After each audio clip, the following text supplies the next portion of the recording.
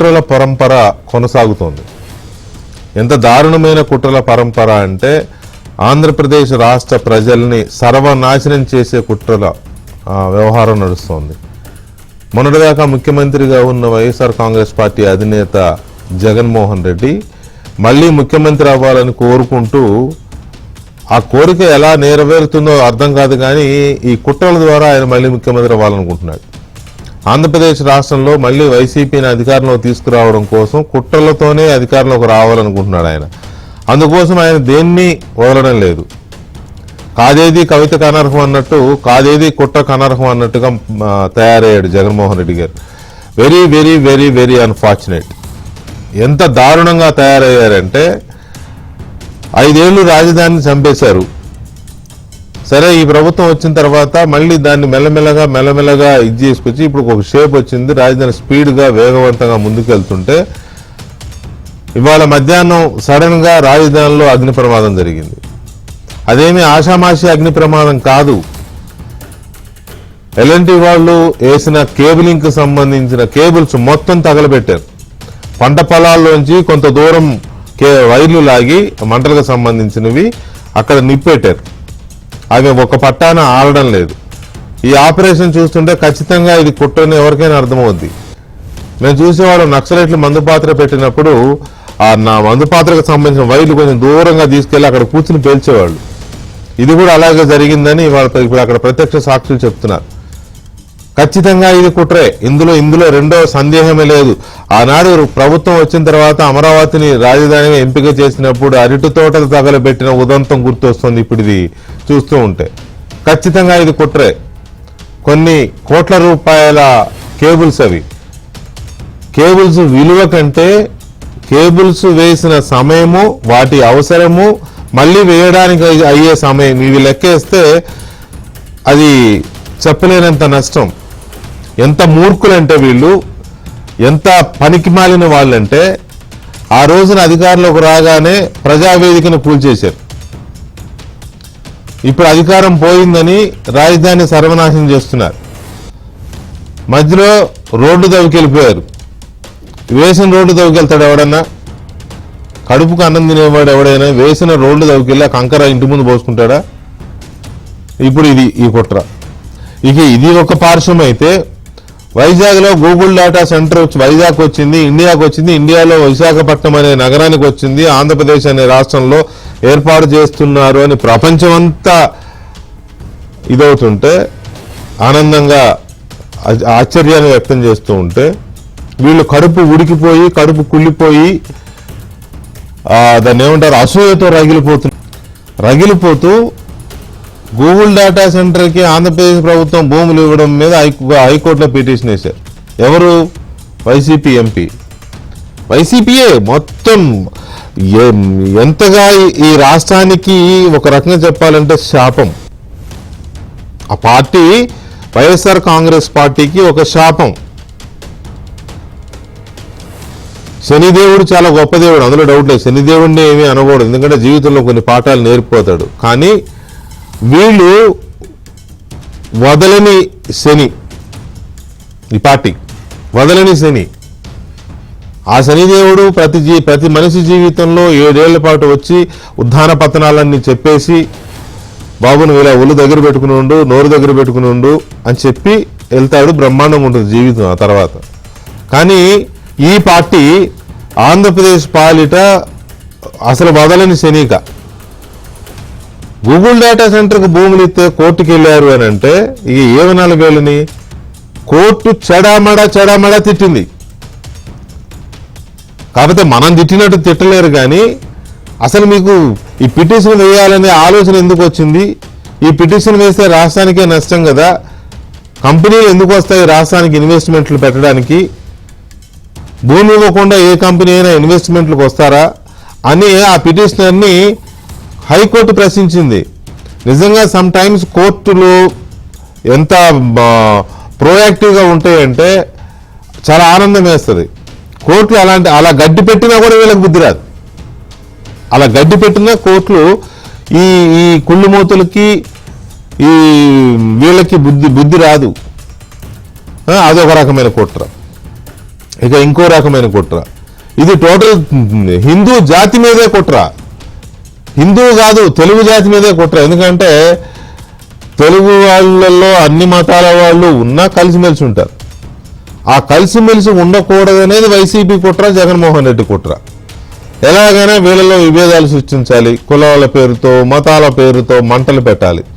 అందుకే ఈయన కాచుకుని కూర్చున్నాడు.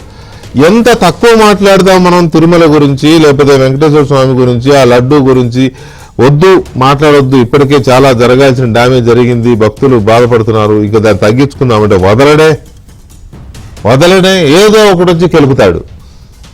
ఆ కెలికిన దాన్ని అరే అది కాదు ఇది నిజం అని చెప్పడం కోసమైనా మనం మాట్లాడక తప్పని పరిస్థితి. మరి ఈ మనిషిని పార్టీని ఎలా వదిలించుకుంటారో ప్రజలు ఎలా చేస్తారో నాకు తెలియదు. కానీ నేను మళ్ళీ చెబుతున్నా, ఈ పార్టీ ఆంధ్రప్రదేశ్ ప్రజల పాలిట ఒక శాపం. It's a curse. ఇది ఒక బలమైన శాపం. ఇది శాంతి పూజలతోనో లేకపోతే ఇంకో రకంగానో పోదు. ప్రజలే శాశ్వతంగా తరిమి కొడితే తప్ప ఇది వీడని శాపం. ఎందుకు నేను మళ్ళీ తిరుమల కుట్ర అనే ప్రస్తావన తెస్తున్నాను అంటే, 11 జనవరి 1వ తేదీన ఒక పరకామణిలో ఒక ఘటన జరిగింది. ఏంటది?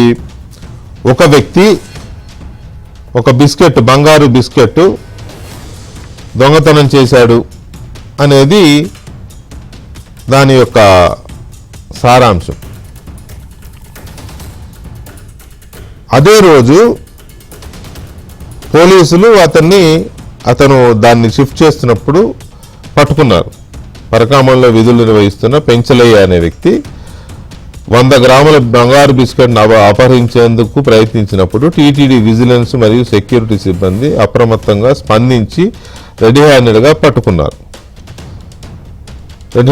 పట్టుకొని బంగారు బిస్కెట్ను ఖాళీగా ఉన్న స్టీల్ హుండీ ట్రాలీలోని పైపు రంధ్రంలో దాచిపెట్టినట్టు భద్రతా తనిఖీల్లో గుర్తించారు. ఈ ఘటన సీసీటీవీ కెమెరాల్లో స్పష్టంగా నమోదైంది. దాని ఆధారాలు కూడా కోర్టుకు సమర్పించబడ్డాయి. ఈ ఘటనపై టీటీడీ విజిలెన్స్ ఇన్స్పెక్టర్ ఫిర్యాదు మేరకు తిరుమల 1 టౌన్ పోలీస్ స్టేషన్ వారు crime number 2/25 BNS section 316 subsection 5 కింద నాన్ బెయిలబుల్ కేసు నమోదు చేసి నిందితుని వెంటనే అరెస్ట్ చేశారు, కోర్టులో హాజరుపరిచారు. అయితే జనులారా వినుడి బాధ. ఈ పెంచలయ్య అనే వ్యక్తి చేసిన ఈ ఘటన మీద నిన్న సాక్షి పేపర్లో, మొన్న సాయంత్రం మొన్న ఉదయం సాక్షి టీవీలో డిబేట్లో ఆ పార్టీ అధికార ప్రతినిధి గొంతు దించుకున్నాడు. అసలు ఏంటేంటో పోయినాయి, నగలు పోయినాయి, ఆభరణాలు పోయినాయి, బంగారు బిస్కెట్ పోయింది, ఏదో చెప్పాడు. రైట్, బాగుంది చెప్పినాక నిన్న సాక్షి పేపర్లో చూపించండి. నిన్నటి సాక్షి బ్యానర్ వార్త చూశారుగా. కానుకలు గోవింద, పరకామణిలో దొంగలు పడ్డారు, కోటి విలువైన బంగారం వెండి కానుకల చోరీ అని పెద్ద బ్యానర్ నిన్నటి పత్రికలో, సాక్షి నిన్నటి ఎడిషన్లో. పక్కన కరుణాకర్ రెడ్డి గారి ఫోటోతో ఆయన స్టేట్మెంట్ ఉంది. వీళ్ళు రాసిన పెద్ద పరిశోధనాత్మక కథనం కూడా ఉంది. అయితే సాక్షి వాళ్ళు పరిశోధించి రాసిన కథనం కాదు ఇది. 13 జనవరి 2025 అంటే 11-25 జనవరిన ఈ ఘటన జరిగింది. పోలీసులకి పట్టుకొని, టీటీడీ సిబ్బంది పట్టుకుని పోలీసులు చూపిస్తే, ఇంకో వీడియో ఉంది కదా, క్లిప్పింగ్స్ వీడియో, అవి చూపించండి. 13 జనవరి 2025న అన్ని పత్రికల్లో ఈ వార్త చాలా బ్రహ్మాండంగా వచ్చింది. అన్ని పత్రికల్లో వచ్చింది. అది ఫ్రీజ్ చేయండి, అది ఫ్రీజ్ చేయండి. ఇది 2025 జనవరి 13వ తేదీన, అంటే 11న పట్టుకున్నారు. 12 టీటీడీ వాళ్ళే మీడియాకి రిలీజ్ చేశారు. 13న అన్ని పత్రికల్లో, తెలుగులో ఉన్న ఆల్, చిన్న పెద్ద, ఇంగ్లీషు తెలుగు అనే తేడా లేకుండా అన్ని పత్రికల్లో వచ్చిన వార్త. టీటీడీ స్వయంగా రిలీజ్ చేసిన, పోలీసులు స్వయంగా రిలీజ్ చేసిన ప్రెస్ నోట్ యొక్క సారాంశం.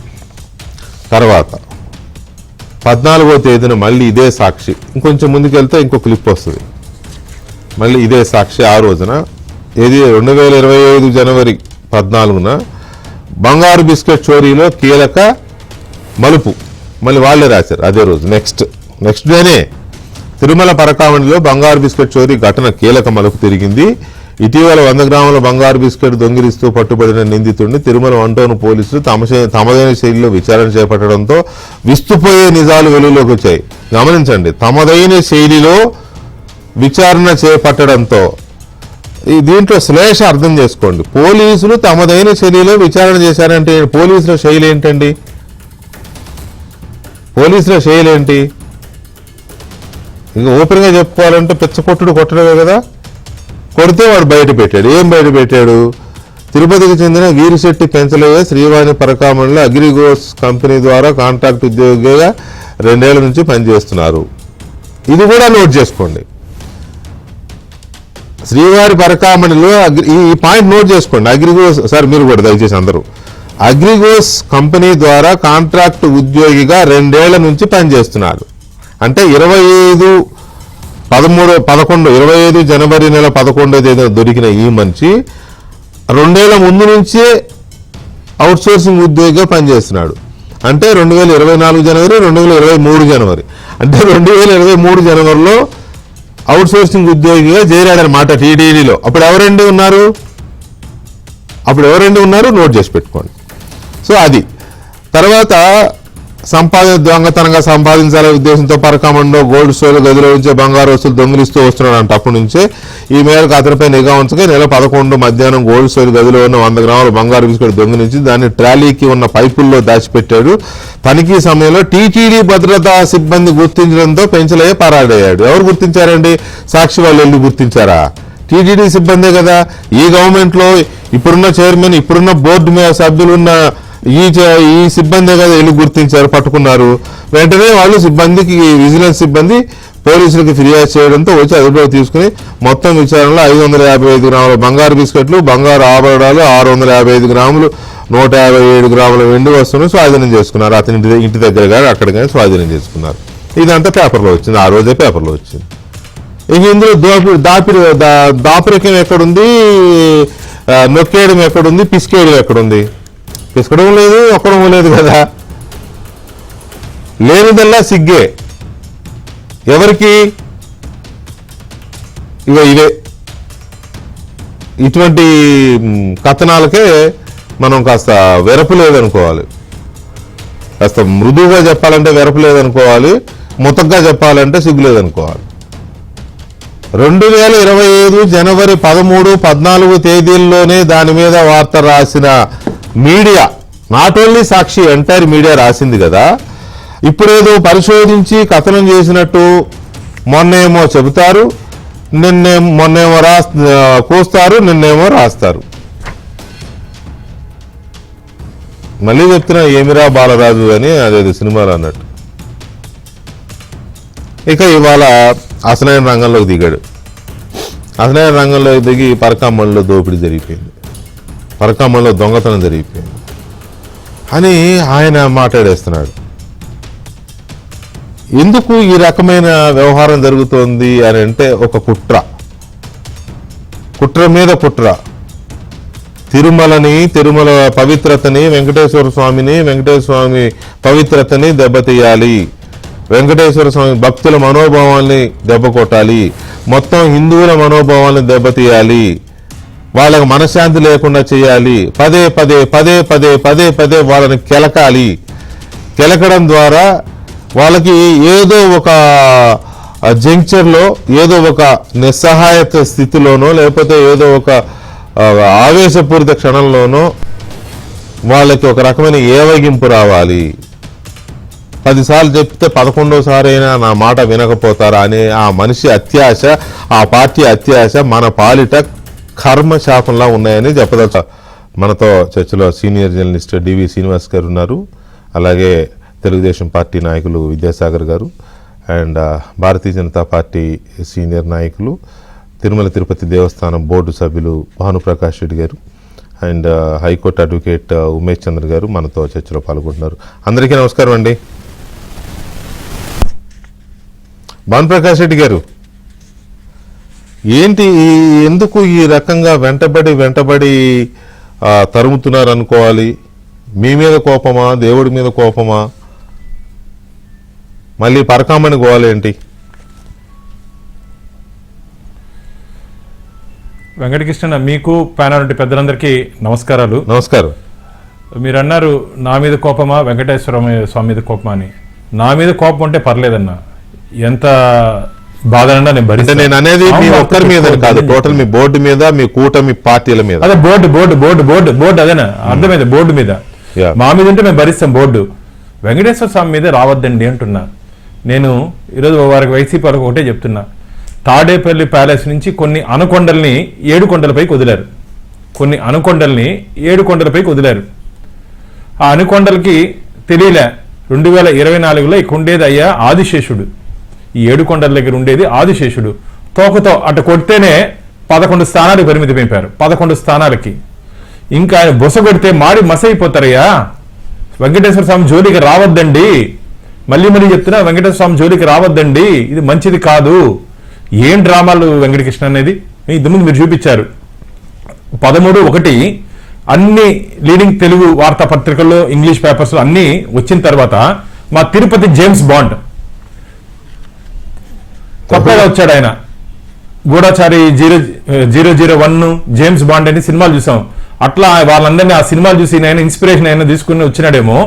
ఏదో ఈయన్ని పరిశోధించి మొత్తం చేస్తున్నట్టు మొన్న కథనం సాక్షులు వచ్చిన తర్వాత నిన్న తాడేపల్లి ప్యాలెస్ నుంచి కూడా ఆయన ఎవరు మాజీ దేవాదాయ శాఖ మంత్రి వెల్లంపల్లి గారు ఇంకా 2-3 సీనియర్ నాయకుల దగ్గర మాట్లాడిచ్చారు. పరకామంలో దొంగతనం అయిపోయింది, అరికట్టలేకపోయింది ఎన్డీఏని.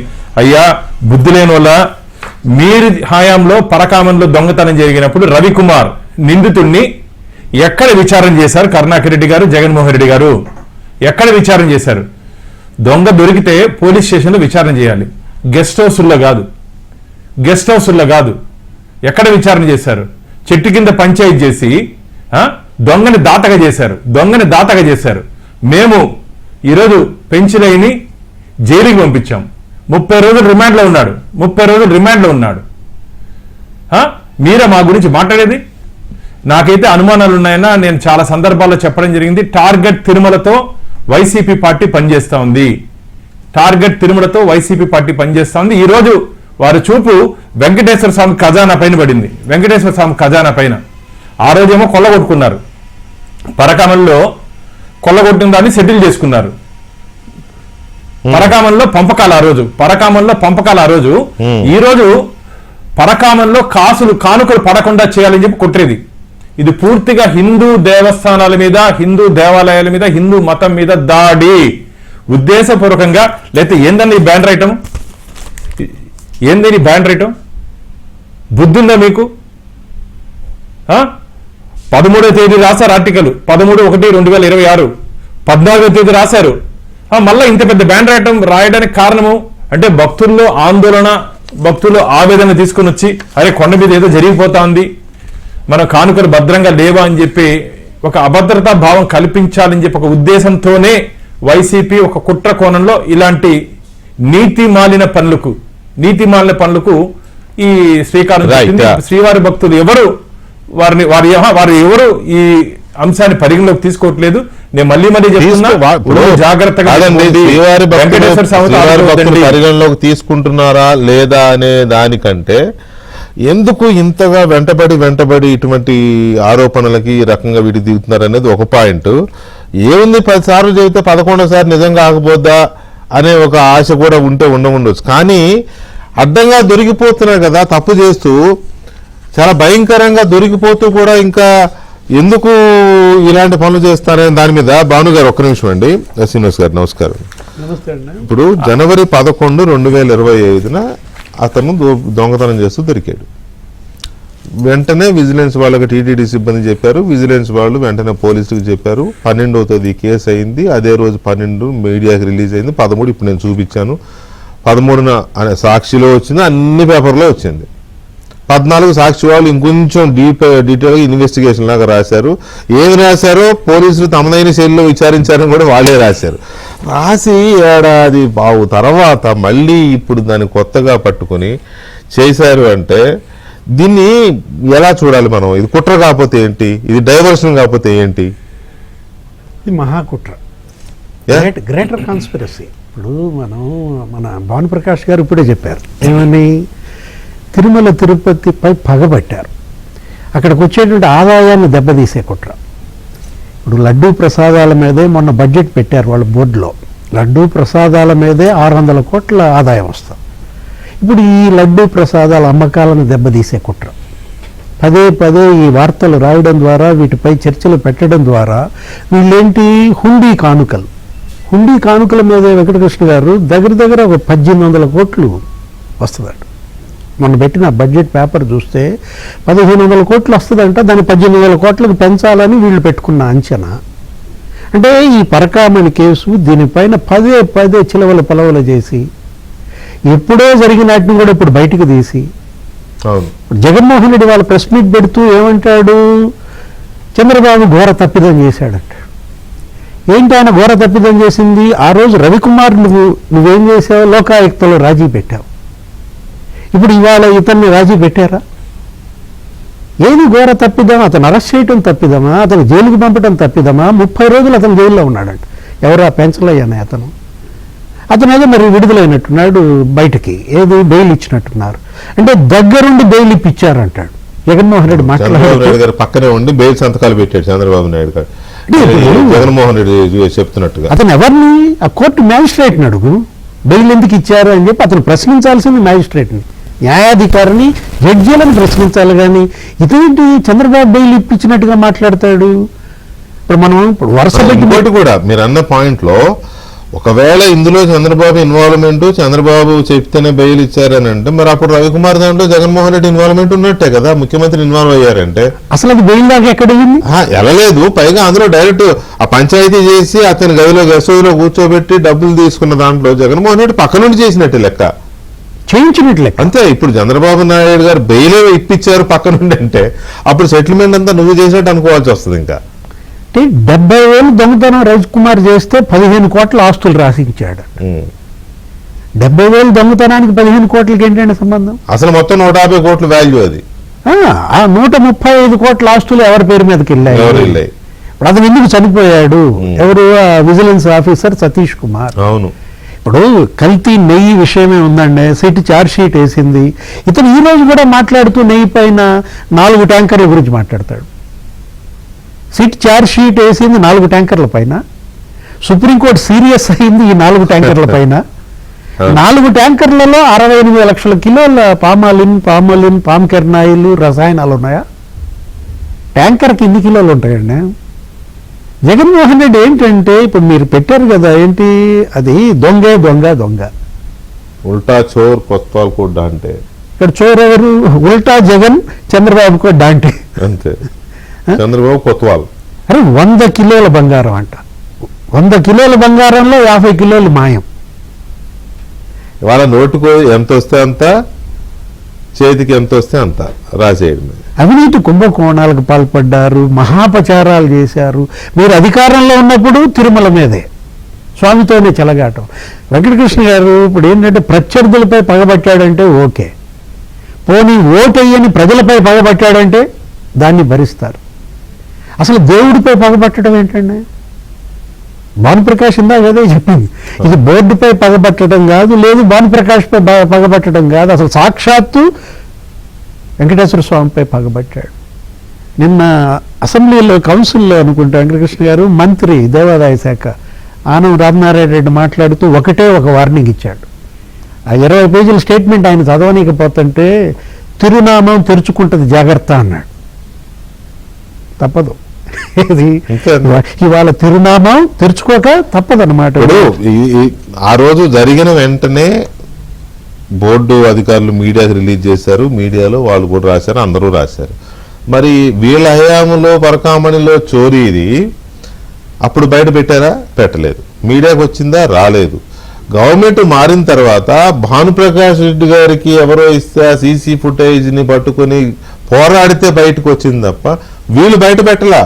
అప్పుడు సాక్షి పేపర్లో బ్యానర్ కాదు కదా, సింగిల్ కాలం ఐటమ్ కూడా లేదు, సెంటీమీటర్ ఐటమ్ కూడా లేదు అప్పుడు. మరి దాన్ని ఎవరు అడగడనే మీ ఉద్దేశం? అప్పుడు ఎందుకు రాయలేదు?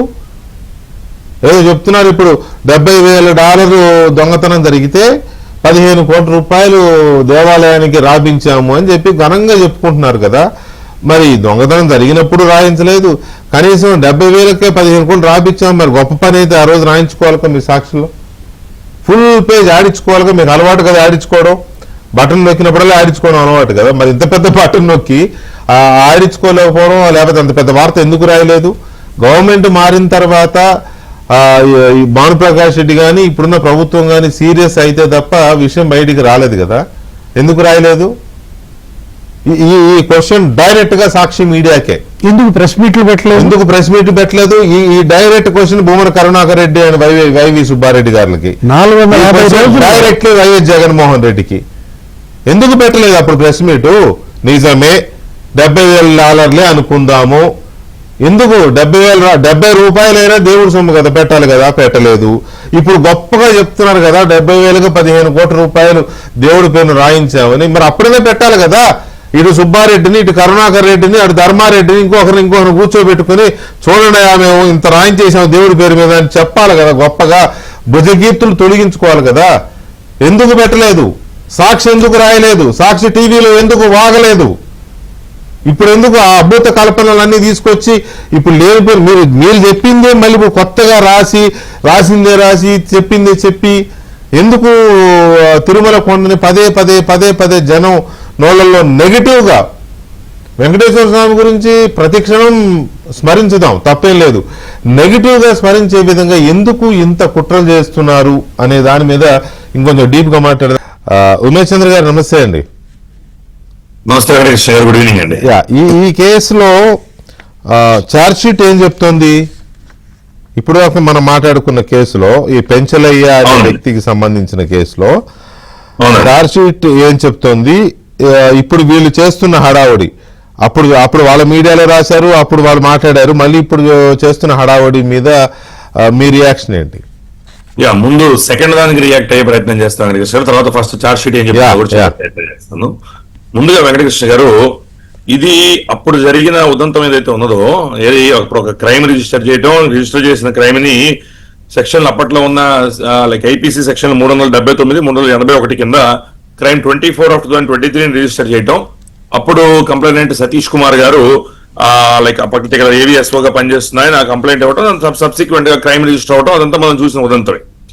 దీన్ని హైకోర్టులో రిట్ పిటిషన్ వేసినప్పుడు, శ్రీనివాసులు అనే వ్యక్తి ఒక రిట్ పిటిషన్ వేసినప్పుడు, రిట్ పిటిషన్ నెంబర్ 1294/2025 లో హానరబుల్ హైకోర్టు వారు కొన్ని క్రిటికల్ కామెంట్స్ చేయడం జరిగింది. These comments are very relevant ఇప్పుడు జరుగుతున్న డిస్కషన్ కి. ఇప్పుడు పరకామంలో జరిగిన ఈ దొంగతనానికి, అంతకు ముందు జరిగిన దొంగతనానికి కొన్ని చాలా డిస్టింక్టివ్ ఫీచర్స్ ఉన్నాయి, ఆ డిస్టింక్షన్ ఉంది. అదేంటనేది మనం ఒక 2 నిమిషాల్లో అప్పుడు జరిగిన దానికి ఇప్పుడు జరిగిన దానికి ఉన్న డిస్టింక్షన్ నేను చెప్పే ప్రయత్నం చేస్తాను.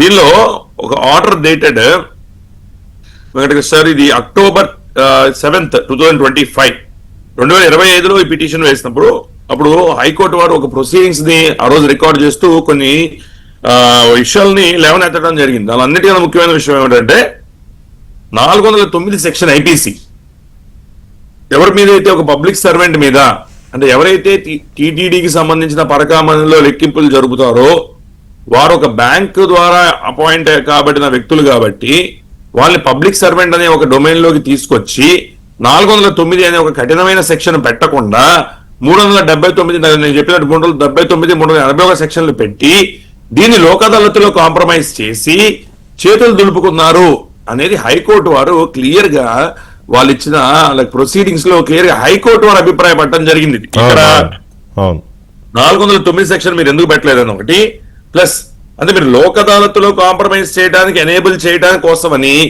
379, 381 FIPC కాంపౌండబుల్ కాబట్టి ఇవి క్లియర్ గా డిస్టింక్షన్ రాశారు. 409 బ్రాకెట్స్ లో నాన్ కాంపౌండబుల్ అంటే రాజీ చేసుకునే అవకాశం లేని అఫెన్స్ అని, 379, 381 కాంపౌండబుల్ రాజీ చేసుకునే అవకాశం ఉన్న అఫెన్స్ అని. సో రాజీ చేసుకునే అవకాశం ఉన్న అఫెన్స్ కాగబట్టి రాజీ జరిగిపోతుంది కాబట్టి రేపు ఉదయాన ఎక్కడ లోక్ అదాలత్లో ముందే ఎఫ్ఐఆర్ లో 409 సెక్షన్లు మీరు పెట్టకుండా వదిలేశారా అని హైకోర్టు వారు క్లియర్ గా అప్పుడున్న పోలీస్ వారిని, అప్పుడున్న టిటిడి అధికారులని, అప్పుడున్న ఏదైతే కంప్లైంట్ ఇచ్చిన కంప్లైంట్ గారిని లేదా తర్వాత ఉన్న అక్యూజ్ ని అందరినీ తప్పుపడుతూ హైకోర్టు వారు మీరు దీనిలో ఒక కాన్స్పిరసీ ప్లే చేశారు, దీనిలో ఒక కుట్ర కోణం ఉన్నది అని చెప్పడం జరిగింది. ఇది అప్పటి విషయం, అప్పుడు జరిగిన పరిస్థితి. మరి ఇప్పుడు జరిగిన పరిస్థితి ఏంటండి? సరే, ఐపీసీ వెళ్ళిపోయింది, బిఎన్ఎస్ వచ్చింది. పెట్టిన సెక్షన్ ఏమిటో తెలుసా వెంకటకృష్ణ గారు ఇందులో?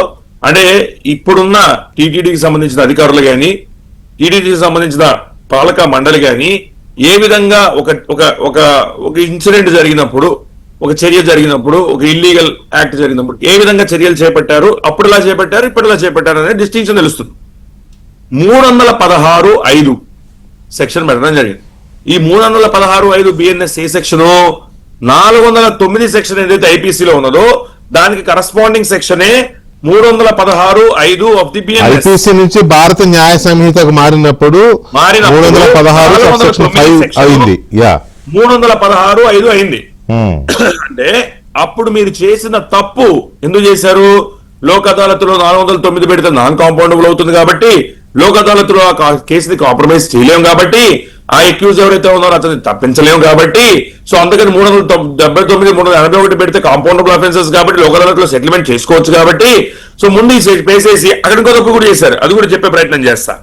ఏం చేశారంటే దిస్ అపార్ట్ కోర్టు వారి అబ్జర్వేషన్, దీనిలో కోర్టు వారు ఏదైతే అభిప్రాయపడారో అదే చెప్పే ప్రయత్నం చేస్తా. This apart the accused was not arrested.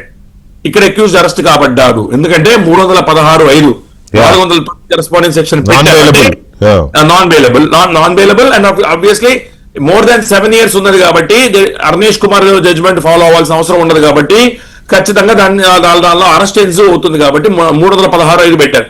అక్కడ 409 పెట్టాల. ఇదొకటి. రెండోది, ఇది కాంపౌండబుల్ కాదు. సో 316(5) పెడితే లోక్ అదాలత్లో ఎప్పటికీ అతను కాంప్రమైజ్ చేసుకునే అవకాశం ఉండదు కాబట్టి అక్కడ 409 పెడితే కాంప్రమైజ్ చేసుకునే అవకాశం ఉండదు. అక్కడ దాన్ని తీసేస్తే ఇక్కడ 409 అంటే 316(5) పెట్టి కాంప్రమైజ్ కానియకుండా చేశారు ఇక్కడ. సో నేను ఇక్కడ ఒక విషయం చెప్తా. అక్కడ ఇంకోటి ఏం చేశారు, ఇక్కడ 30 రోజుల పాటు రిమాండ్ కి పంపించారు న్యాయస్థానం వారు. మీ మీద 316(5) సెక్షన్ ఉందయ్యా, ఇది 7 ఏళ్ల కన్నా ఎక్కువ నేరం ఉన్న శిక్ష ఉన్న సెక్షను. సో దాని ప్రకారంగా మరి నీకు ఎటువంటి బెయిల్ రాదు కాబట్టి నేను జ్యుడిషియల్ కస్టడీకి పంపిస్తున్నామని జ్యుడిషియల్ కస్టడీకి పంపించి తర్వాత పోలీసు వారు వారి కస్టడీలోకి తీసుకొని విచారించడం కూడా జరిగింది. ఇక్కడేం చేశారు మరి వీరు? అప్పట్లో ఉన్న పాలక మండలి అయి ఉండొచ్చు, అప్పట్లో ఉన్న అధికారులు అయి ఉండొచ్చు, అప్పట్లో ఉన్న పోలీస్ సిబ్బంది అయి ఉండొచ్చు. దిస్ అపార్ట్ కోర్టు వారి observations and this I'm reading it out from the court proceedings. October 10వ తారీఖు జరిగిన కోర్టు ప్రొసీడింగ్స్ వినిపిస్తున్నాను నేను లాస్ట్ ఇయర్ లో. This apart the accused was not arrested. Instead, the investigating officer had only issued notice under section 41A CRPC. The part 1 case diary does not disclose details of investigation regarding assets possessed by the accused. This proves that no investigation. అంటే కనీస investigation కూడా చెయ్యకుండా సెక్షన్లు తక్కువ సెక్షన్లు పెట్టేసి లోక్ అదాలత్లో కేసుని రాజీ చేయించేసిన పరిస్థితి అప్పట్లో ఉంటే, ఇప్పుడు 409 సెక్షన్ అంటే 300 కరస్పాండింగ్ 316(5) పెట్టి సెక్షన్ దాన్ని అతన్ని జైలుకి పంపించి 30 రోజులు అతన్ని జైల్లో పెట్టి అతని మీద ప్రాపర్ గా డీటెయిల్డ్ ఛార్జ్ షీట్ 8 పేజీల ఛార్జ్ షీట్ ఫైల్ చేస్తే ఎంతమంది విట్నెసెస్ ఎగ్జామిన్ చేశారండి? 17 మంది విట్నెస్లను ఎగ్జామిన్ చేసి వాళ్ళ దగ్గర నుంచి ఏదైతే మెటీరియల్ ఉందో మెటీరియల్ ని ప్రొక్యూర్ చేసి దాన్ని కోర్టులో సబ్మిట్ చేసి అతన్ని 30 రోజుల పాటు జైల్లో పెట్టి ప్రాపర్ సెక్షన్ ఇన్వాల్వ్ చేస్తే మరి ఇది తప్పు ఎలాగవుతుంది? నేనేమంటానంటే అప్పుడు కూడా వెంకటకృష్ణ గారు, మీరైనా నేనైనా లేదా ఇప్పుడు ప్యానల్లో ఉన్న మిత్రులైనా లేదా చూస్తున్న ప్రజలైనా, పరకామణిలో జరిగిన ఇన్సిడెంట్ ఒక విషయం అయితే దాన్ని సబ్సీక్వెంట్ గా ఏ విధంగా వీరు కాంప్రమైజ్ చేశారు లోక్ అదాలత్లో పెట్టనేదే మేజర్ ఇన్సిడెంట్ ఇక్కడ. అంటే నువ్వు ఏదైతే పోలీసు వారు వాళ్ళ విధులు నిర్వర్తిస్తున్న పోలీసు వారిని ప్రాపర్ సెక్షన్లు పెట్టనీయకుండా ప్రాపర్ సెక్షన్లు చట్ట న్యాయస్థానాలని ఇష్టానుసారంగా లోక్ అదాలత్లో పెట్టి కేసును క్లోజ్ చేసుకోవచ్చు అని మీరు ఆ విధంగా భావిస్తే, ఇక్కడ ప్రాపర్ సెక్షన్లు పెట్టి అతన్ని జైలుకి పంపించి, అఫ్ కోర్స్ 50 రోజులు ఉండొచ్చు, 60 రోజులు ఉండొచ్చు, 30 రోజులు ఉండొచ్చు, జైలుకి వెళ్ళిన వారు బెయిల్ తీసుకొని రావడం అనేది మనందరికీ తెలిసిన విషయమే. బెయిల్ మీరు నాకు అన్నట్టు ముఖ్యమంత్రి గారో లేదా ఏదన్నా మంత్రి గారో, హోమ్ మినిస్టర్ గారో, ఇంకోరులో డీజీపీ గారో ఎవరు కదా, న్యాయస్థానం బెయిల్ ఇస్తారు. 30 రోజుల తర్వాత అతను 30 రోజులు కస్టడీలో ఉన్నప్పుడు పోలీస్ కస్టడీ 2 సార్లు 3 సార్లు తీసుకున్న తర్వాత అతను ప్రాపర్ ఇన్వెస్టిగేషన్ అంతా అయిన తర్వాత 30 రోజుల తర్వాత ఆయనకి బెయిల్ రావడం జరిగింది. Legally right. యా ఉమేష్ ఒక్క నిమిషం అండి, విద్యాసాగర్ గారితో కూడా మాట్లాడదాం. విద్యాసాగర్ గారు, ఇప్పుడు టీవీలో మనం రిపీటెడ్ గా చూస్తున్న ఆ సీసీ ఫుటేజ్ ఉందే, జగన్మోహన్ రెడ్డి ప్రభుత్వంలో సుబ్బారెడ్డి గారు చైర్మన్ గా ఉన్నప్పుడు రవికుమార్ అనే వ్యక్తి పరకామణిలో దొంగతనం చేస్తుండగా పట్టుబడిన సీసీ ఫుటేజ్. ఆ సీసీ ఫుటేజ్ని కొత్త కూటమి ప్రభుత్వం అధికారంలోకి వచ్చిన తర్వాత, కొత్త ఇది ఏర్పాటు అయిన తర్వాత బోర్డు, భానుప్రకాష్ రెడ్డి గారికి ఆ వీడియో ఫుటేజ్ దొరికితే ఆయన బయటపెట్టి కోర్టులో పోరాడాడు. కానీ మరి ఇదే సీసీ ఫుటేజ్ని జగన్మోహన్ రెడ్డి వాళ్ళు అధికారంలో ఉన్నప్పుడు బయట పెట్టుకోలేదు, లేకపోతే సుబ్బారెడ్డి గారు బయట పెట్టలేదు, కరుణాకర్ రెడ్డి గారు బయట పెట్టలేదు. తేలుగుట్టిన దొంగలాగా ఎందుకు ఉండిపోయారు?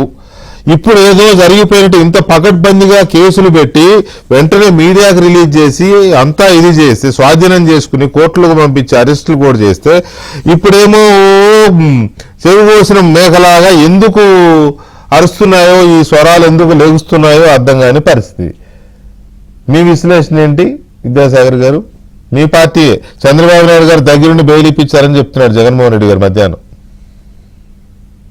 గుడ్ ఈవినింగ్ వెంకటకృష్ణ గారు, అట్లాగా మిగతా నమస్కారం. నేను చాలా సార్లు పదం వాడుతూ ఉంటాను రెగ్యులర్ గా, ఏంటంటే అబద్ధానికి నోరు ఎక్కువ అని. అది చాలా గట్టిగా అరుస్తుంది అబద్ధం. అట్లాగే వీళ్ళకున్న రెగ్యులర్ ప్రాక్టీస్ కూడా ఏంటంటే, వీళ్ళు ఏదైతే ఎక్కడైతే వాళ్లకు బాగా ఇబ్బందికరమైన పరిస్థితుల్లో ఉన్నప్పుడు ఏంటంటే, ఒక విషయాన్ని తీసుకొని వచ్చేసి దాన్ని అల్లరి చేసేసి ప్రజల్లో లేకపోతే చూస్తున్న వాళ్ళనో లేకపోతే ఈ సమాజాన్ని ఒక కన్ఫ్యూజన్ మోడ్ లోకి తీసుకెళ్లిపోయి న్యూట్రలైజ్ చేయడం అనేది ఒక వాళ్ళ ప్రాక్టీస్ లో ఒక భాగం. మీరు చూసే ఉంటారు లడ్డూ కేసులో సైలెంట్ గా ఉండి అసెంబ్లీ రాగానే ఒక్క విషయం తప్ప మిగతా అన్ని విషయాలు మాట్లాడారు.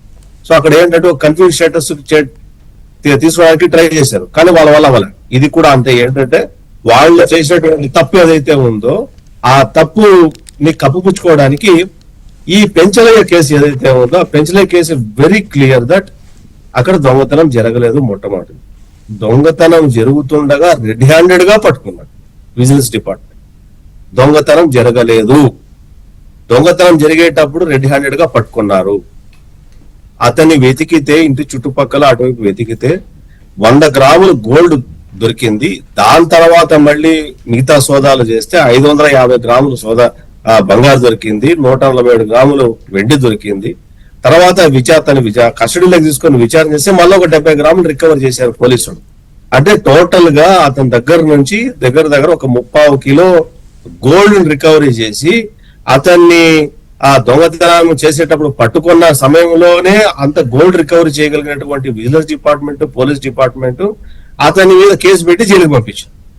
మరి ఇట్ కమ్స్ టు పరకామణి కేసుకు వచ్చేసరికి రెడ్ హ్యాండెడ్ గా అతను దొరికాడు, సీసీ కెమెరాలో దొరికింది, మొత్తం అంతా ఇతను పట్టుకున్నారు. పట్టుకున్న తర్వాత విజిలెన్స్ వాళ్ళు ఎంక్వైరీ చేశారు, పోలీసు వాళ్ళు కూడా ఎంక్వైరీ చేశారు. సేమ్ సినారియోలో జరిగింది, కానీ అక్కడ సొత్తు రికవరీ కాలేదు. ఏదైతే అతను దొంగతనం చేసింది రికవరీ చేయకపోగా అతన్ని గెస్ట్ హౌస్ లో పెట్టి గెస్ట్ హౌస్ లో రాచ మర్యాదలు చేసి మొత్తం లెక్క ఇక్కడ దొరికిన సొత్తునేమో తీసుకొని పోయి పోలీసు వాళ్ళు కోర్టుకు అప్పగించి ఇది ఇతని దగ్గర దొరికింది, ఇట్లా అతను దొంగతనం చేస్తుంటే మేము పట్టుకున్నాం రెడ్ హ్యాండెడ్ గా విజిలెన్స్ రిపోర్ట్ ఇచ్చింది. అక్కడేం చేశారంటే సెక్షన్లు మార్చి అతని ఆస్తిని సెర్చ్ చేశారు. నువ్వు ఎంత సంపాదించావు, నీకు ఆస్తులు ఎక్కడ ఉన్నాయి, అంతస్తు ఎంత ఎక్కడ ఉంది, నువ్వు బినామీ పేరు మీద ఎంత ఉంది, ఇంకో చోట ఎక్కడ ఉంది, ఇంకో చోట ఎక్కడ ఉంది చేసి ఆ ఆస్తి అంతా మేజర్ 90% ఆఫ్ ది ప్రాపర్టీని వాళ్ళకి కావలసిన వాళ్ళకి ట్రాన్స్ఫర్ చేసి ఒక 14 కోట్ల రూపాయలు విలువ చేసే ప్రాపర్టీని దేవుడి పేరు మీద ఇచ్చాము అని చెప్పి కోర్టులో కాంప్రమైజ్ చేశారు. ఎంత తేడా ఉంది వెంకటకృష్ణ గారు, రెండింటికి ఎంత తేడా కనపడుతుంది? అవును. దొంగతనం చేస్తూ దొరికినటువంటి వ్యక్తికేమో ఇక్కడ మొత్తం టోటల్ గా రికవరీ చేసి జైలుకు పంపించి కోర్టు ప్రాపర్టీని రికవరీ ప్రాపర్టీని కోర్టుకి హ్యాండ్ ఓవర్ చేయటము మా హయాంలో జరిగింది. ఇప్పుడు వాళ్ళ హయాంలోనేమో మొత్తం 90% ఆఫ్ ది ప్రాపర్టీని వాళ్ళు ఇల్లీగల్ గా వాళ్ళకి కావాల్సిన పేర్ల మీద రాసుకొని వృధా భక్తిగా ఏదో వాళ్ళు పెద్ద ఘనకారం చేసినట్టు మేము 14 కోట్లు దేవుడికి మేము ఇచ్చామని చెప్తున్నారు. దాంతో పాటు ఆ రోజు ప్రెస్ మీట్ లో జగన్మోహన్ రెడ్డి గారు చెప్పింది ఏంటి తెలుసా? మేము కొత్త వరవాడికి శ్రీకారం చుట్టాం. ఇదే పదం కార్డు రిపీట్ చేసుకోండి. మీరు కార్డు రిపీట్ చేసుకోండి. జగన్మోహన్ రెడ్డి అంటే ఏంటి? నువ్వు ఎవడైనా దొంగ దొరికితే ఆ దొంగ ప్రాపర్టీస్ ఎంత ఉన్నాయి మొత్తం చేసి వాడికి ఒక జైలుకు పంపించకుండా వాడిని గెస్ట్ హౌస్ లో పెట్టి ఆ గెస్ట్ హౌస్ రాచిమర్యాలు చేసి వాడు ఎక్కడెక్కడ దొంగతనం చేశాడు, ఏమేమి చేశాడు, ఆస్తులు ఎంత అంతస్తు ఎంత ఉంది, వాడి పేరు మీద అంతా చేసి మొత్తం మేజర్ షోర్ మీరు తీసేసుకొని ఏదో మేము ఘనకార్యం సాధించామని చేసి ప్రజలు చెప్పుకోవడానికి చేసే ప్రయత్నం అన్నది ఆ రోజు జరిగిందా లేదా? దాన్ని వదిలేసి ఈ రోజు పెంచలయ్య దొంగతనం చేస్తూ, మళ్ళీ చెప్తున్నా, దొంగతనం చేయలేదు, దొంగతనం చేస్తుండగా పట్టుబడినటువంటి ఆ వ్యక్తికి దొంగతనం చేసి వీళ్ళు దొంగ పనులు చేసి వాళ్ళు గట్టిగా నోరులు తెచ్చి ఈ రోజు వాళ్ళకి సిగ్గు ఎక్కువ లేకుండా ఆ బూతు పత్రికల్లో బూతు మాటలన్నీ రాస్తా ఉంటే నిజంగా ఇది చంద్రబాబు నాయుడు గారు అన్నమాట అక్షర సత్యం. అది ఏంటంటే ఇది హిందూ మతం మీద చేస్తున్నటువంటి దాడి, కుట్ర, అబ్సల్యూట్లీ కుట్ర. దీని వెనకల చాలా డీప్ కాన్స్పిరసీ ఉంది హిందూ మతం మీద. అది ఏంటి? ఆరాధ్య దైవం. వేరే టెంపుల్ మీద జోలికి వెళ్ళట్లేదు, వీళ్ళు కలియుగ దేవుడైనటువంటి వెంకటేశ్వర స్వామి జోలికి మాత్రం ఎందుకు వస్తున్నారంటే అది హిందువుల మనోభావాలను గాయపరచాల్సిందే, హిందువుల మనోభావాలను దెబ్బతీయాల్సిందే. దీన్ని అడ్డం పెట్టుకొని హిందువులనే వాళ్ళ వేలుతో వాళ్ళ కంటినే పొడచాలా అన్న ఒక థీరీని పెట్టుకొని సిగ్గు ఎగ్గు లేని కొంతమంది హిందూ మతాన్ని ప్రాక్టీస్ చేస్తున్నటువంటి కొంతమంది ఆ పార్టీలో ఉండి వాళ్ళ రాజకీయ భవిష్యత్తుకు, వాళ్ళ రాజకీయ అవసరాల కోసం అని చెప్పేసి దేవుడి మీద కూడా మాట్లాడుతున్నారు. అంటే వాళ్లకు పుట్టగతులు ఉండవు. దేవుడితో పెట్టుకున్నోడు ఎవడైనా సరే ఎవడై బాగుపడినట్టు నాకు తెలిసినంత వరకు, నేను తిరుపతిలో చూసినంత వరకు ఎవడు బట్టగట్టింది నేను చూడలేదు. ఫర్ కైండ్ ఇన్ఫర్మేషన్, చాలా మంది ఉద్యోగులు వాళ్ళ అంటే నేను అందరినీ కాదు, కొంతమంది గురించే మాట్లాడుతున్నాను, అందరి మనోభావాలు హట్ చేసే ఉద్దేశం నాది కాదు. కొంతమంది ఉద్యోగులు చాలా సీరియస్ అలిగేషన్స్ ఎదుర్కొన్నటువంటి రిటైర్డ్ ఉద్యోగులు కానీ లేదంటే ప్రజెంట్ ఉద్యోగులు కానీ ఎవరైతే ఉన్నారో వాళ్ళ కుటుంబం చిన్న భిన్నమైపోయింది, రోడ్ల పాలైపోయారు, పంపులో గోల్డ్ అమ్ముకున్నారు. ఎక్కడైతే ఆర్థిక నేరానికి పాల్పడినటువంటి కొంతమంది నా కళ్ళ ముందర చాలా మంది ఉన్నారు. బాణకి అది తెలుసు, ప్రత్యక్ష తెలుసు. పాప పరిహారం అన్నది భగవంతుడు ఈ భూమి మీద తేల్చేస్తాడు. ఈ భూమి మీద తేల్చిన వాళ్ళ సంగతి నేను చాలా మందిని చూసాను తిరుపతిలో. అందులో డైరెక్ట్ గా ఇండైరెక్ట్ గా మాట సహాయం చేసినా సరే కనీసం లడ్డు అమ్ముకున్నోడిని కూడా దేవుడు క్షమించినట్టు నేను ఎప్పుడు నా తిరుపతిలో ఎప్పుడు చూడాలి. ఇందాక మా శ్రీనివాస్ సార్ గారు మాట అన్నారు, లడ్డూల్లో 600 కోట్ల ఆదాయం వస్తుందని. తప్పు సార్, ఆదాయం కాదు అది, దానికి పెట్టే వ్యయం మాత్రమే. ఒక లడ్డూ తయారు చేయడానికి 50 రూపాయలు ఖర్చు అయితే 25 రూపాయలు సబ్సిడీ ఇస్తుంది టీటీడీ. ఇంకా 25 రూపాయలకు మాత్రమే భక్తులకి సబ్సిడీలో లడ్డూలు పంపిణీ చేస్తుంది. ఆ లడ్డూలు కాకుండా మిగతా లడ్డూలు ఏదైనా ఎక్స్ట్రా కావాలంటే నో లాస్ నో ప్రాఫిట్ కింద 50 రూపాయలు ఖర్చు అయితే 50 రూపాయలకే భక్తుడికి అందజేస్తుంది. అందులో కించిత్ అనా పైసా కూడా టీటీడీకి ఆదాయం రాకపోగా, రావాల్సిన అవసరం లేదు, పబ్లిక్ డబ్బు దేవుడి దగ్గర చాలా ఉంది. భగవంతుడికి లడ్డూని ప్రపంచవ్యాప్తంగా ఇది అందజేయాలనే ఉద్దేశంతో ఒక బృహత్ కార్యంతో తలపెట్టినటువంటి ఒక మంచి కార్యం అది. లడ్డూలో ఏ రోజు కానీ, రైట్, కళ్యాణ మండపాల్లో కానీ ఒక అనా పైసా కూడా టీటీడీ సంపాదించదు. It's a charity. రైట్. ఇక్కడ ఈ వ్యవహారంలో భానుప్రకాష్ రెడ్డి గారు, ఈ పెంచలయ్య అనే వ్యక్తి ఎక్కడి నుంచి వచ్చాడు? వాళ్ళ పేపర్లో రాసిందే నేను ఇందాక చదివి వినిపించాను. 2 ఏళ్ల ముందే, ఈ ఘటన జరగడానికి 2 ఏళ్ల ముందే అవుట్ సోర్సింగ్ లో నియమించబడ్డాడు అని వాళ్ళు రాసిందే. అంటే వైఎస్ఆర్ కాంగ్రెస్ పార్టీ గవర్నమెంట్లోనే వైసీపీ టీటీడీ బోర్డులో అధికారంలో ఉండగానే అతను నియమించబడ్డాడు. అతను భూమన కరుణాకర్ రెడ్డి మనిషి అని ఆ పార్టీ వాళ్ళ ద్వారానే బయటకు వస్తున్న అంశం పాయింట్ నెంబర్ 1.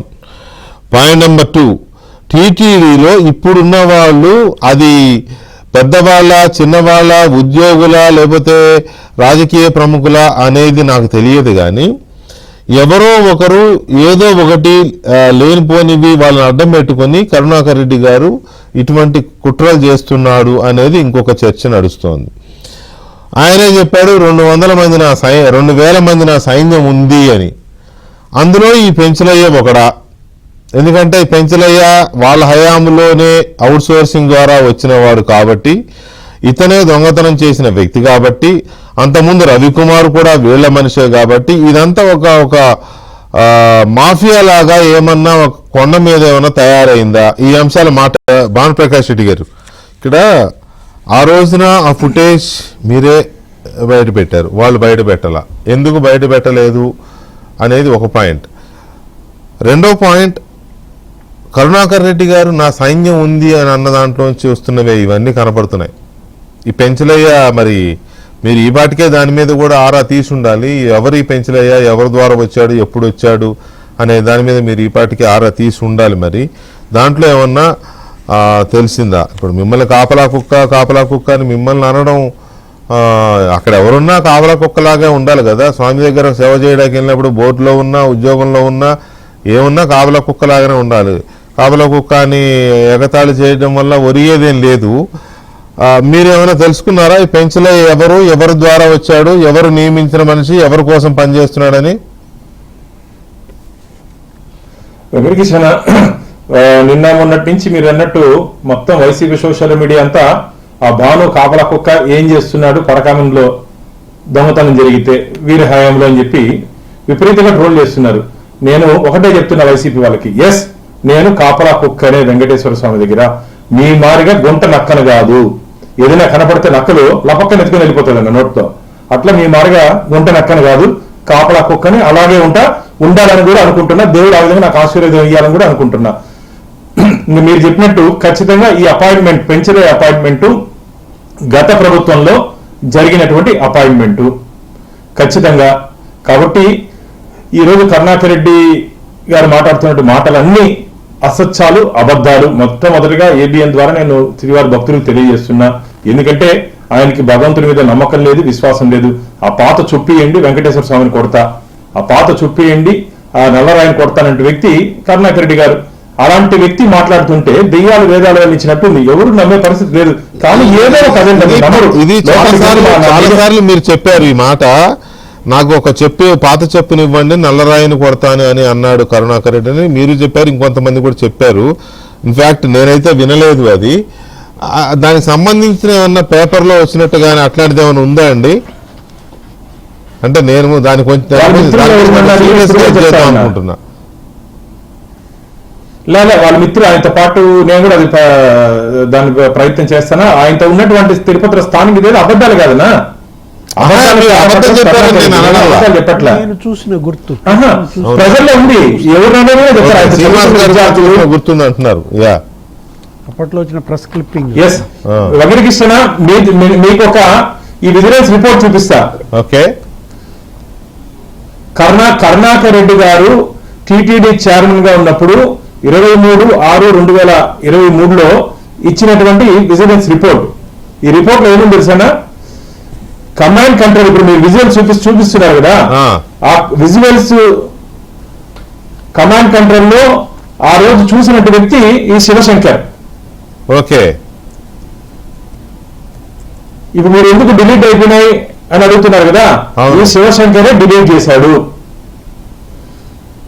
ఈయన మీద అనేక దొంగ దగ్గర నుంచి గజ దొంగనైనా దొంగ దగ్గర నుంచి షేర్లు పెట్టుకున్నాడు, దొంగ దగ్గర నుంచి వాటాను తీసుకున్నాడు, పరకామణిలో హుండీలు వేసి ఉంటే కానుకలు వేసినానని చెప్పి రిజిస్టర్లో వేసి ఆయన దొంగలిచ్చినటువంటి రిపోర్ట్ ఇది.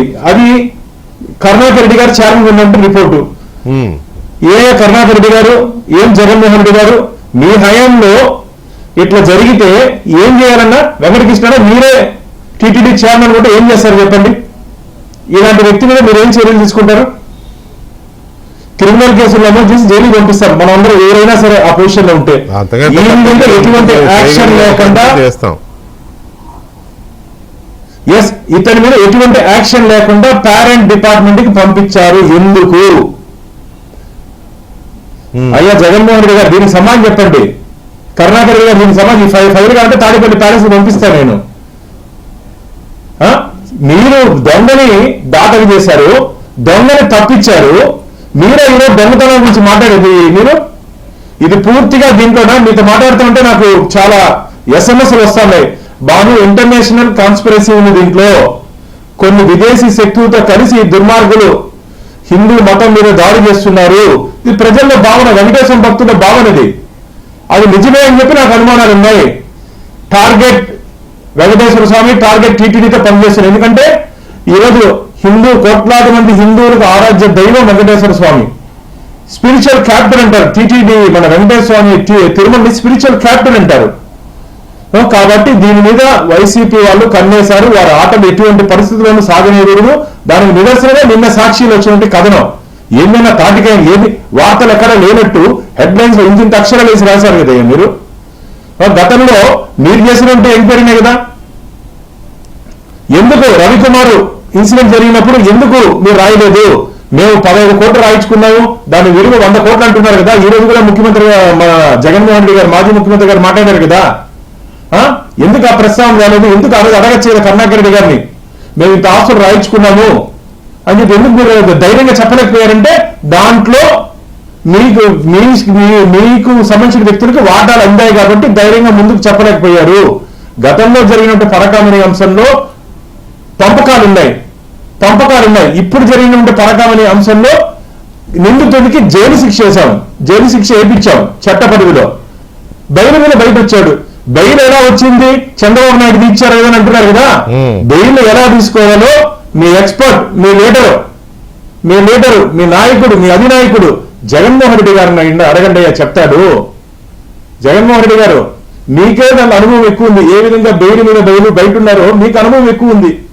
మీరేమైనా చెప్పి ఇచ్చారని చెప్పి శ్రీవారి భక్తులు నాకు మెసేజ్ పెడుతున్నారు. చంద్రబాబు నాయుడు గారు కాదు చెప్పాల్సింది, మీరు చెప్పాలి సమాధానం. దొంగకి ఏ విధంగా బెయిల్ వస్తుంది, ఏ విధంగా బెయిల్ తీసుకోవచ్చు మీరు చెప్పాలా. ఎందుకంటే దాన్ని మీరు ఎక్స్పర్ట్ కాబట్టి. ఇది మంచిది కాదు. నా వెంకటకృష్ణ ముఖ్యమంత్రి గారు 21వ తేదీ రాబోతున్నారు తిరుపతికి. వారి మనవుడు లోకేష్ బాబు గారి బిడ్డ పుట్టినరోజు సందర్భంగా వారు ప్రతి సంవత్సరం వస్తారు.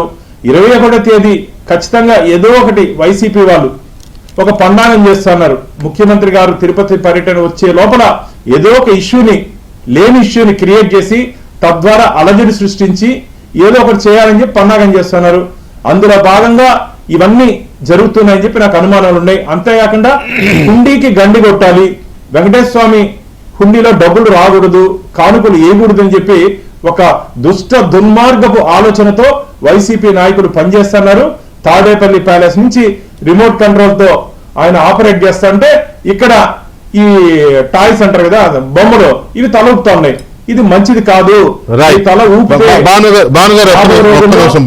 రోజుల్లో శ్రీవారి భక్తులు గట్టిగా శిక్షిస్తారు. రైట్ శ్రీనివాస్ గారు, ఇది ఏంటి ఇంత మొండి ధైర్యం వీళ్ళకి?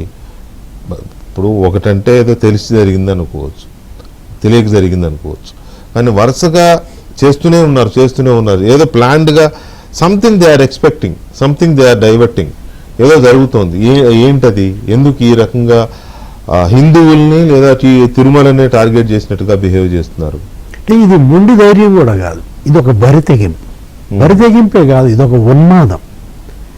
ఇది ఉన్మాదంతో చేస్తున్నటువంటి పనులు ఇవన్నీ కూడా. మనం ఇప్పుడు లడ్డూ మీద ఎందుకింత కుట్ర? ఇందాక మన విజయసాగర్ చెప్పింది కూడా వాస్తవం. ఏది లడ్డూ విక్రయాలను దెబ్బతీసే కుట్ర, పరకామణిలో వేసే హుండీలో కానుకల్ని వేయనీయకుండా చేసే కుట్ర, మిస్యూజ్ అవుతున్నాయని అనుకోవాలి జనం అని. హైకోర్టు సీరియస్ అయింది దీనిపైన. అసలు ఏది హైకోర్టు ఎన్ని మాటలు, అసలు పోలీసులు నిద్రపోతున్నారా, పోలీస్ శాఖను మూసేయండి కూడా కామెంట్ చేసినటువంటి పరిస్థితుల్లో ఇతను ఇవాళ మీరు ఇది చూడాల్సింది, మనం చెప్పాల్సింది, హిందూ సమాజం భగ్గుమంటోందండి. స్వామీజీలందరూ నిప్పులు గురిపిస్తున్నారు. అతను మొన్న మాట్లాడుతూ ఏమంటాడు, శ్రీనివాసానంద సరస్వతిని ఉద్దేశించి భూమన కరుణాకర్ రెడ్డి పిచ్చి మాటలు మాట్లాడతాడు. తెలుగుదేశం కార్యకర్త అంటాడు, లేకపోతే జెండా పట్టుకు తిరగమంటాడు. అంటే స్వామీజీ ఇందాక మీరు చూపించారు కొన్ని ఫ్లేమ్స్, అమరావతిలో వచ్చినటువంటి ఆ తగలబెట్టినవి, ఆ మంటలు, కేబుల్స్. అది చిన్నజీవర్ స్వామి అన్నారు మొన్న, ఏమని, అమరావతిని ఆంజనేయ స్వామే కాపాడాడు అన్నాడు. ఇప్పుడు ఆ మాట భూమన అంటాడా? జీవర్ స్వామిని కూడా తెలుగుదేశం కార్యకర్తను అనండి, ఆయన కూడా తెలుగుదేశం జెండా పట్టుకు తిరగమని అంటాడా? అరే ఒకళ్ళు కాదు, ఇద్దరు కాదు, ఈరోజు కూడా ప్రేమానంద సరస్వతి, ఆయన ఎవరు, యతిరాజ జీఎంగారు స్వామి, ఉడిపి పీఠాధిపతి, పెద్ద లేఖలు రాశారండి. ప్రధానికి రాశాడు, ముఖ్యమంత్రికి రాశాడు. పెద్ద జీఎంగారు స్వామి రాశారు లేఖలు, లేకపోతే యతిరాజ జీఎంగారు స్వామి రాశాడు లేఖలు. వాళ్ళందరూ తెలుగుదేశం కార్యకర్తలా? వాళ్ళందరూ జెండా పట్టు. ఇప్పుడు స్వరూపానంద స్వామి వైసీపీ కార్యకర్తను అనొచ్చా? అనాలా? భూమన కరుణాకర్ రెడ్డి చెప్పగలరా ఆయన మా పార్టీలో చేరాడని? అసలు ఈ మహాపాపంలో ఆయన కూడా భాగం ఉంది. అది అందులో డౌటే ఉంది కానీ ఏది, ఆయన తీసుకెళ్లి హిందుత్వం ఇప్పించినట్టుగా, ఆయన అందుట్లో దించినట్టుగా నటింపజేసి, దట్ వాజ్ నాట్ రియల్, దాన్ని ఏమంటారు, స్నానం. అదేంటి, అది తను తీసుకున్నది కాదు కదా, కేవలం ఓట్ల కోసం వీడియో కోసం చేసిన ఒక ఇది. అంటే హిందువుల ఓట్ల కోసం నువ్వు ఈ మతం తీసుకున్నట్టుగా నాటకం ఆడి అసలు జనం దగ్గర ఓట్లు ఎంచుకుని తమను నమ్మారు. హిందూ సమాజం జగన్మోహన్ రెడ్డిని నమ్మింది, ఓట్లేసింది, గెలిపించింది. ముఖ్యమంత్రిగా 151 సీట్లతో కూర్చోబెడితే అతను చేసిన పనులు ఏంటంటే 100 కిలోల బంగారం ఆ తాపడం అంట, అందుట్లో 50 కిలోలు చోరీ. ఆ శాలువాలకు కూడా కక్కుర్తి పడ్డారని కదా, 100 రూపాయల శాలువ 1400కి అమ్మారని చెప్పి. ఒక నెయ్యే కాదు, ఇందాక జగన్మోహన్ రెడ్డి కూడా ప్రెస్ మీట్లో మాట్లాడుతూ ఏదో ఇందాపూర్ హెరిటేజ్ సంబంధాలపై నోరు మెదపరేమంటాడు. నోరు మెదపలేదా? పార్లమెంట్ అసెంబ్లీలో చెప్పారు కదా, 100 కోట్ల పరువు నష్టం వేశారు. 100 కోట్ల దానికి సమాధానం చెప్పాడు. అరే సంగం డైరీకి, వైష్ణవికి నోరు మెదపలేదంటాడు. నిన్న మూడు రోజులు ఆయన ప్రెస్ మీట్లు పెట్టాడు దూలిపాల్ నరేంద్ర. ఏమని, ఆవు పాలు అసలు సంఘం కంటే ఆవు పాలు లేవంటారు. అరే మేము 5 లక్షల లీటర్ల ఆవు పాలు సేకరిస్తాం, నీ జిల్లాలో కూడా 36,000 లీటర్లు సేకరిస్తాం, చిత్తూరు జిల్లాలోనే 3 లక్షల లీటర్లు ఆవు పాలు సేకరిస్తామని అతను చెప్తుంటే అసలు సంఘం డైరీకి ఆవు పాలు లేవు అంటాడు. అంటే మీరు అన్నట్టుగా ఈ కేసుల్లో ఈ వరుస ఇందుట్లో తన బాబాయ్ అరెస్ట్ తప్పదు, సుబ్బారెడ్డి అరెస్ట్ తప్పదన్న భయం కనపడుతోంది జగన్మోహన్ రెడ్డిలో.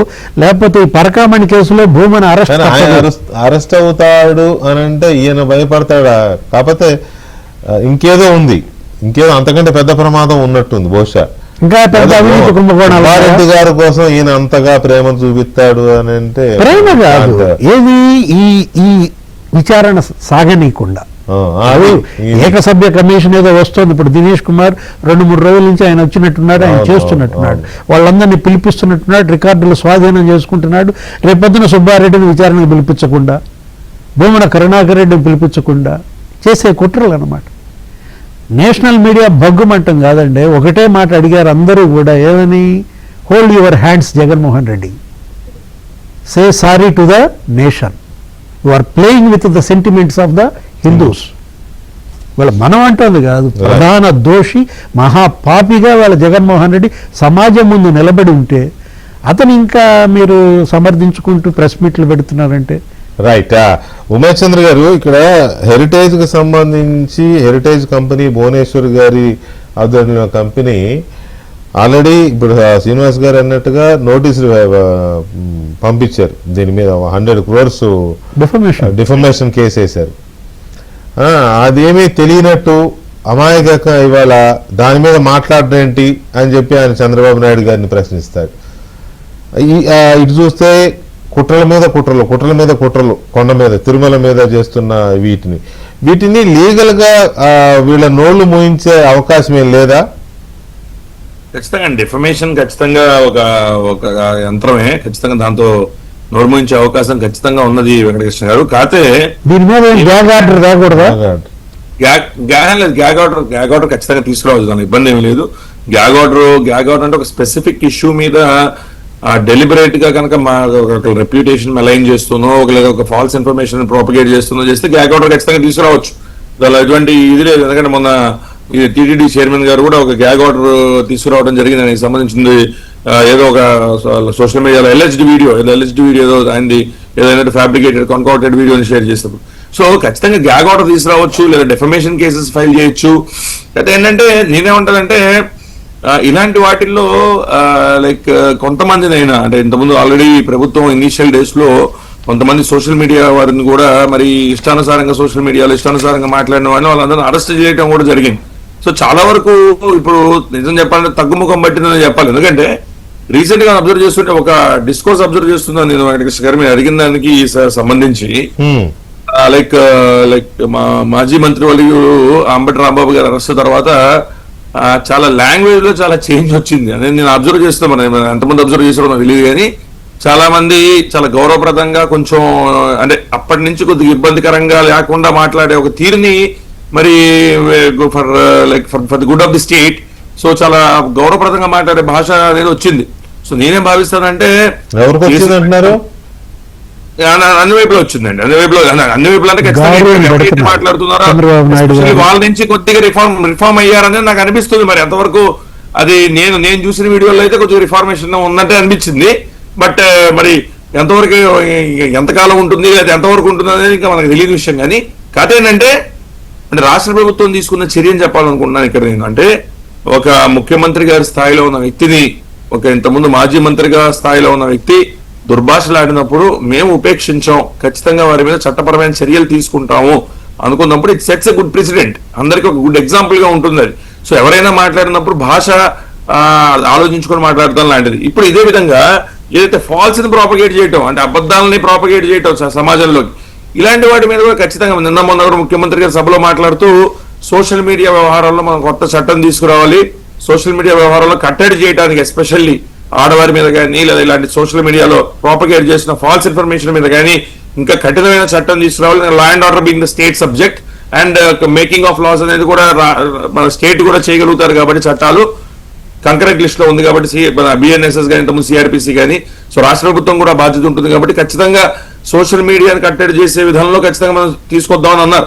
మెయిన్ స్ట్రీమ్ మీడియాలో వెంకటకృష్ణ గారు అంటే బారింగ్ ఫ్యూ ఎక్సెప్షన్స్ ఇక్కడ అక్కడ ఉండొచ్చేమో కానీ కొన్ని ఛానల్స్ లో ఒకటి రెండు దుర్భాషలు ఆడొచ్చు కానీ మన ఏ ఛానల్లో అయినా సో మాట్లాడే ప్యానలిస్టులు కూడా చాలా గౌరవప్రదంగానే మాట్లాడుతున్నాం. కానీ ఇలా ఫాల్స్ ఇన్ఫర్మేషన్ ప్రాపగేట్ చేయడం ఎందుకంటే మీరు అన్న వీడియో నేను చూస్తున్నాను. ఎందుకంటే నాకు లైక్ డైరెక్ట్ గా చైర్మన్ గారి ఆఫీస్ నుంచి ఆ వీడియో పంపించడం జరిగింది, ఏం చర్యలు తీసుకోవచ్చు దాని మీదని. సో ఆ వీడియో నేను చూస్తే అందులో అవి మాట్లాడిన వ్యక్తి ఎవరైతే ఉన్నారో ఆయన ఈ దొంగతనాన్ని చైర్మన్ గారికి ఆపాదించే పరిస్థితి ఏర్పడింది. సో ఇలాంటివి ఖచ్చితంగా కట్టడి చేయాలి. డైరెక్ట్ గా చైర్మనే చేశాడనే మాట్లాడుతున్నాడు ఆ వ్యక్తి. ఇది నిజంగా అది ఎంత వాస్తవం లేదా ఎంత పైగా అప్పుడు పత్రికల్లో కూడా వచ్చింది, అప్పుడు కేసు కూడా పెట్టారు, వాళ్ళ పత్రికలు కూడా రాశారు. ఇప్పుడేదో వీళ్ళు కనిపెట్టినట్టు ఏమేమి నాకు షాక్ అయ్యా నేను. అది అప్పుడే చైర్మన్ గారి గురించి మాట్లాడిన నోర్లు మరి ఇప్పుడు ఎందుకు మాట్లాడుతుంది నాకు అర్థం కాదు. ఫన్నీ థింగ్ అయిపోయింది నిజంగా. అదే దట్ ఈస్ వాట్ ఇప్పుడు comedy show main stream media ఛానల్లో కూర్చొని ఒక మెయిన్ స్ట్రీమ్ ఛానల్లో కూర్చొని ఈ దొంగతనాన్ని ఒక తలపండిన ఆపాదించడం అంటే అంతకన్నా దౌర్భాగ్యమైన విషయం ఉంటుందండి. అసలు ఏ విధంగా ఆయన అడిగారు కదా, ఏ మాటగా మాట మనం ఒప్పుకోవాలి. ఆ యాంకర్ గారు అడిగారు, ఏదైతే మన ఆ వ్యక్తి ఉన్నారో ఆయన అడిగారు మీ దగ్గర, ఎందుకంటే ఆయనకు ఇంతకుముందు అమరావతి ఇష్యూలో ఒక ఇష్యూ అయింది కాబట్టి ఆయన చాలా క్లియర్ గా అడిగారు. ఏమడగడం సార్, ఏమడగడం? అంతకుముందు వాళ్ళ మీడియాలోనే వచ్చిందే కదా, కొత్తగా వాళ్ళ మీడియాలోనే ఏమేమి వస్తువులు దొరికాయి అని కూడా రాశారు కదా. ఇప్పుడు కొత్తగా అంటే ఏం లేదు, అడిగినట్టు చెయ్యాలి, నటించడం. అది ఒక comedy show, it was a comedy show.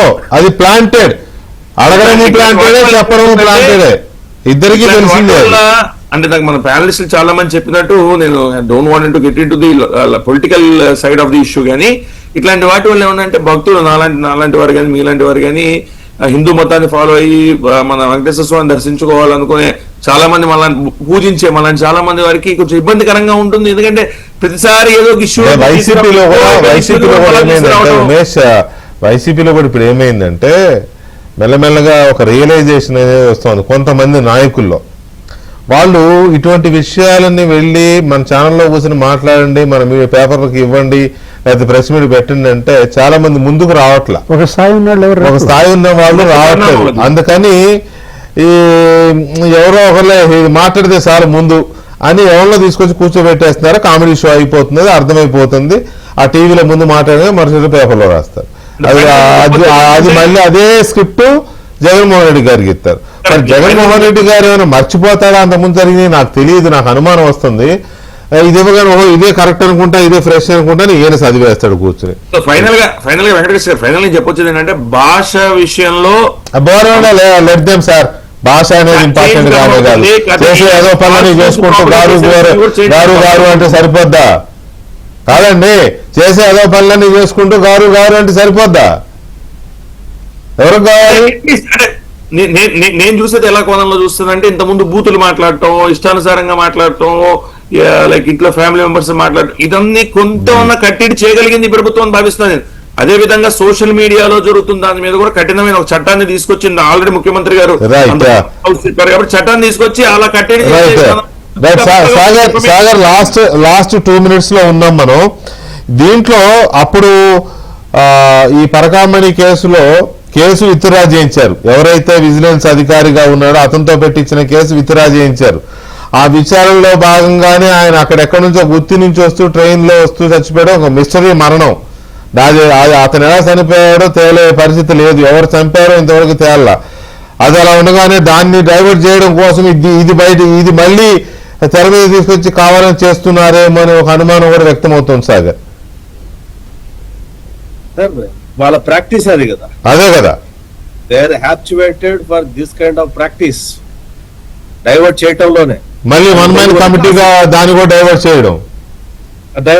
I will tell you one classic example. Triple R కేసులో మనందరికీ తెలిసిందే, ఆయన కూడా ఒక పోరాట యోధుడు ఆయన, రఘురామకృష్ణరాజు గారు. ఆయన కేసులో సునీల్ నాయకుని పట్టుకొని వచ్చారు ఇక్కడికి. ఆయన విచారణలో ఎస్పీ దామోదర్ గారు చేస్తున్నారు. ఆయన ఏమడిగినా అంటే పత్రికల్లో చదివింది మాత్రం నేను చెప్తున్నాను, లోపల ఏం జరిగిందో మనకు తెలియదు, పత్రికల్లో వచ్చింది చెప్పుకున్నది తెలియదు, మర్చిపోయాను, చాలా రోజులు అయిపోయింది కదా లేదా అదర్స్ సినిమా చూపిస్తున్నారు. అయితే ఇఫటాల్ ఆయన చెప్పింది నిజమని నిజమే కనుక అయితే ఒక ఐపీఎస్ ఆఫీసర్ ఆయన చేసే ఇన్వెస్టిగేషన్స్ లో వేరే కేసుల్లో కూడా పోయి కోర్టుకు ఆయన స్టేట్మెంట్ సాక్ష్యం చెప్పాలిగా. అవును, అప్పుడు కూడా కోర్టుకు కూడా అప్పుడు కూడా పోయి నాకు గుర్తులేదు, చాలా కాలం అయిపోయింది, మర్చిపోయానని చెప్తాడా? ఒకవేళ అదే నిజం అక్కడ కూడా అట్లే చెప్పి ఇక్కడ కూడా అట్లే చెప్తే is he fit for IPS now? Not only IPS, A job కి పనికిరారు అట్లా ఉంటే. అంటే మతి మరుపు ఉన్నోడు ఏ ఉద్యానికి పనికిరాడు కాబట్టి. అంటే ఇది చూసారా ఎటువంటి ప్రాక్టీస్ ఇది ఏంటంటే ఒక విషయాన్ని డైవర్ట్ చేయడానికి ఇంకో విషయాన్ని చేయటం, ఆ విషయాన్ని దాచిపెట్టడానికి ఇంకొక తప్పు చేయటం, దాన్ని ఫ్లేవర్ అప్ కాకుండా ఉండడానికి ఇంకో తప్పు చేయటం. ఏంటంటే వీళ్ళు చేసిన లడ్డు ఈ హ్యాప్చ్యూడ్. ఇంకోటి అంటే ఈజీగా తప్పించుకోవడం. ఇప్పుడు చెప్పాను ఐజీ నాయక్ గారు చెప్పాను కదా, ఇట్లా గనక తీసుకుంటే వీళ్ళందరినీ నిజం చెప్తున్నా సార్, అమెరికా చట్టాలు అయితే వేరే చట్టాలు అయితే మాత్రం ఒక్కొక్కరు 500 సంవత్సరాల జీవిత ఖైదు వేయాలి, 500 సంవత్సరాలు వేయాలి వీళ్ళు చేసిన నేరాలకి. అలా వేస్తే కూడా మేము ప్రత్యేకమైన మనుషులు, మేము 500 సంవత్సరాలు బతుకుతామని మాకు అమెరికా కోర్టులు చెప్పాను అని ఆనందపడే వ్యవహారం వీళ్ళది. మనస్తత్వం. అలాంటి మనస్తత్వం. Thank you very much Sagar గారు చర్చలో పాల్గొన్నందుకు. ఉమేష్ చంద్ర గారు, భానుప్రకాష్ రెడ్డి గారు, శ్రీనివాస్ గారు, థ్యాంక్ యూ వెరీ మచ్ అండి. ఇది వాటి డిబేట్.